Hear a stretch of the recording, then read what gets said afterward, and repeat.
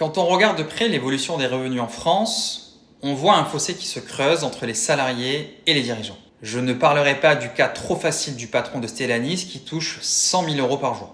Oui, les patrons des grands groupes gagnent des salaires indécents. Passons. Parlons de chiffres concrets. Regardez ce graphique. Il montre clairement les écarts de revenus entre les dirigeants selon la taille de leurs entreprises. Selon l'INSEE, en 2021, le revenu annuel net d'une personne au SMIC était autour de 16 000 €, tandis que le salaire médian des travailleurs était autour de 22 000 € net par an.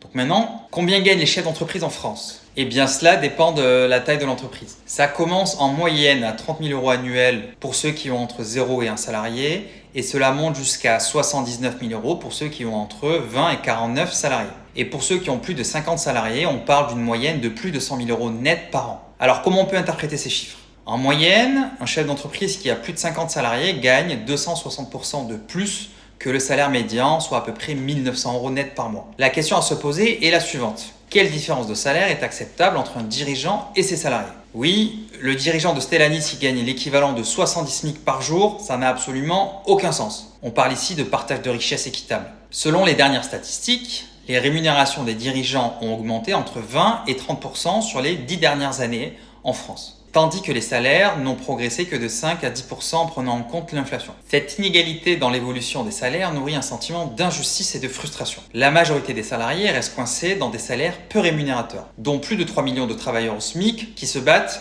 au quotidien pour survivre. On nous répète que revaloriser le SMIC à 1 100 € ruinerait les entreprises. Mais c'est faux. Cette mesure est non seulement juste, mais elle est aussi essentielle pour redonner de la dignité aux travailleurs. Au fond, cette situation montre une chose. L'évolution des revenus en France est inéquitable.